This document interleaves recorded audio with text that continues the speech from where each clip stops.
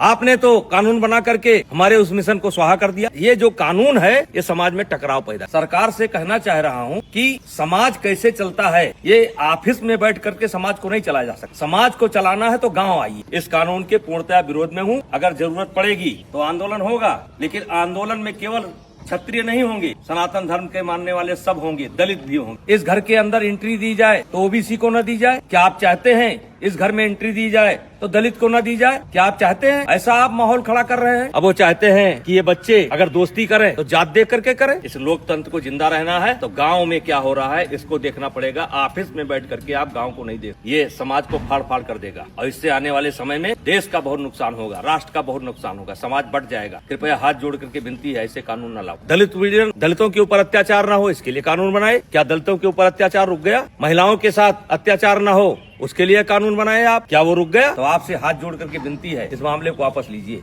सवर्णों के बीच में झगड़ा होता है, ब्राह्मणों ठाकुरों के बीच में भी झगड़ा होता है, दलितों के बीच में झगड़ा होता है। कहाँ तक आप कानून बनाएंगे? आज कई दिनों से यूजीसी पर एक विवाद हो रहा है और यूजीसी का विवाद यहाँ से शुरू होता है कि सरकार पढ़ने वाले बच्चों के बीच में जो सवर्ण बच्चों के द्वारा कभी कोई घटना घट जाती है उसको लेकर के दलित और ओबीसी बच्चों के संरक्षण के लिए एक कानून लेकर के आई है, जिसके कारण बड़ी भ्रामक स्थिति हो गई है और आज देश में बड़े पैमाने पर विरोध हो रहा है।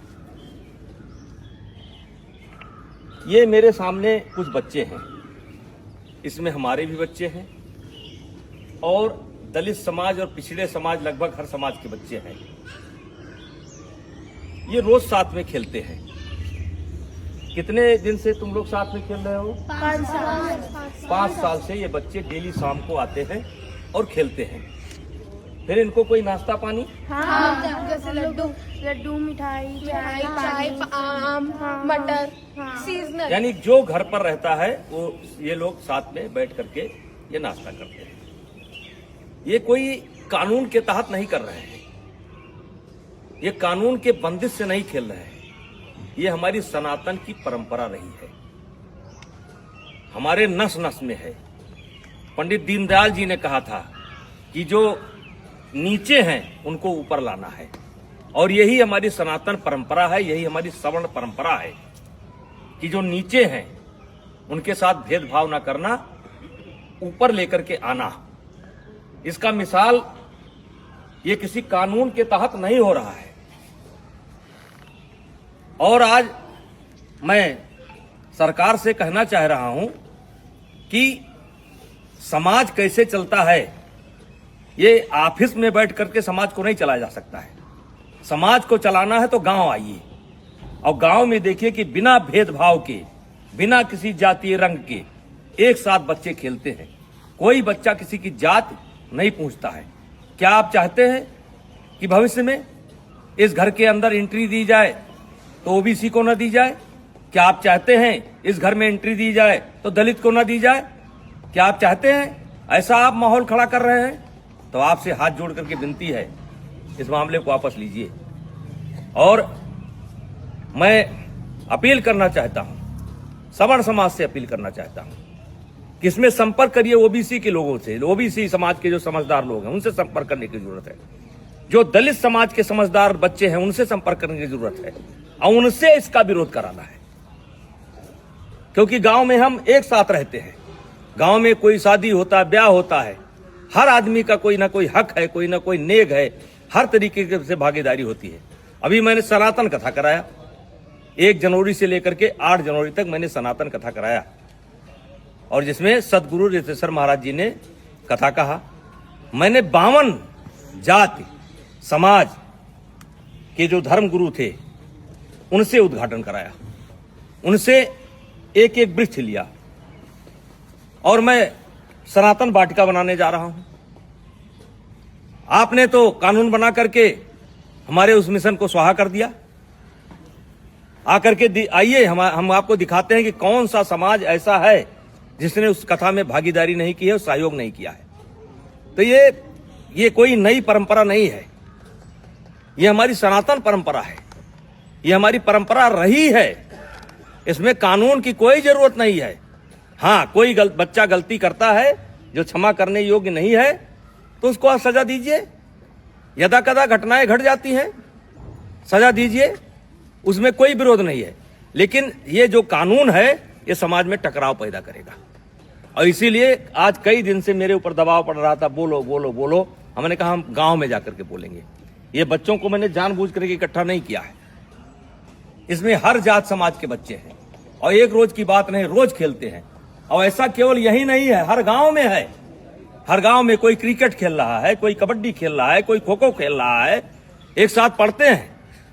वैसे भी इसके पहले आपने कानून बनाए, दलितों के ऊपर अत्याचार ना हो इसके लिए कानून बनाए। क्या दलितों के ऊपर अत्याचार रुक गया? महिलाओं के साथ अत्याचार ना हो उसके लिए कानून बनाए आप, क्या वो रुक गया? दहेज के नाम पर कानून बनाए आप, क्या वो रुक गया? रुका नहीं, दुरुपयोग ज्यादा होता है। जहां ऐसे कानूनों की समीक्षा की बात होनी चाहिए, अब पता नहीं किस मंशा से अधिकारी बैठ करके ऑफिसों में निर्णय ले लेते हैं। अब वो चाहते हैं कि ये बच्चे अगर दोस्ती करें तो जात देख करके करें, वर्ग देख करके करें। तो मैं इस कानून के पूर्णतः विरोध में हूं। अगर जरूरत पड़ेगी तो आंदोलन होगा, लेकिन आंदोलन में केवल क्षत्रिय नहीं होंगे, सनातन धर्म के मानने वाले सब होंगे, दलित भी होंगे, पिछड़े भी होंगे। ऐसे कानून की जरूरत नहीं है जो कानून हमको बांटता हो। ऐसे कानून की जरूरत नहीं है। तो कृपया हाथ जोड़ करके विनती है, मैं बहुत छोटा आदमी हूं, मैं जानता हूं कि इसका असर पता नहीं आप पर पड़े कि ना पड़े, लेकिन ये गांव ऐसे नहीं चलता है। अगर इस लोकतंत्र को जिंदा रहना है तो गांव में क्या हो रहा है इसको देखना पड़ेगा। ऑफिस में बैठ करके आप गांव को नहीं देख सकते। तो कृपया यह बंद करिए। सवर्णों के बीच में झगड़ा होता है, ब्राह्मणों ठाकुरों के बीच में भी झगड़ा होता है, दलितों के बीच में झगड़ा होता है। कहां तक आप कानून बनाएंगे? तो भाईचारा स्थापित करिए। और ये जो कानून है ये समाज को फाड़ फाड़ कर देगा, और इससे आने वाले समय में देश का बहुत नुकसान होगा, राष्ट्र का बहुत नुकसान होगा, समाज बढ़ जाएगा। कृपया हाथ जोड़ करके विनती है, ऐसे कानून न लाएं। कहने को तो बहुत कुछ इच्छा है, बोला जा सकता है, लेकिन बोलने की कोई आवश्यकता नहीं है। इस कानून से ये बच्चे बढ़ जाएंगे, ये जात देख करके दोस्ती करेंगे। कितने साल से आते हो तुम लोग? 5 साल से आते हो। और कुछ नाश्ता पानी मिलता है? हैं? खेलते हो? तो मैं जो लोग भी लेकर के आए हैं उनसे कहना चाहता हूं कि ये कानून आपका समाज में भेदभाव पैदा करेगा और ये बच्चे बढ़ जाएंगे, और ये देश के लिए अच्छा नहीं होगा। और मैं इस कानून में, वैसे मैं एबीपी का बयान देख रहा था, संतुलन की बात की गई है। इस कानून में संतुलन नहीं है। आपने एक पक्ष को अपराधी बना करके खड़ा कर दिया है, और वकील का भी मौका नहीं दिया कि इनका वकील कौन होगा। तो जो गलत करता है उसको सजा मिलनी चाहिए, चाहे क्षत्रिय समाज का हो, चाहे ब्राह्मण समाज का हो, चाहे किसी समाज का हो, वो सजा का हकदार है। उसका कोई समर्थन नहीं करेगा, हमारा कोई समाज समर्थन नहीं करेगा। लेकिन आप ये बच्चों में भेदभाव मत पैदा करिए, स्कूलों में भेदभाव मत पैदा करिए। और मैं फिर अपील करना चाहता हूं दलित समाज के बच्चों को, जो पढ़े लिखे बच्चे हैं उनको अपील करना चाहता हूं, ओबीसी समाज के बच्चों को अपील करना चाहता हूं। ये देश हम सबका है, और इस देश में सौहार्द बनाए रखना हम सबकी जिम्मेदारी है। तो कृपया ऐसे कानून का समर्थन न करें। धन्यवाद।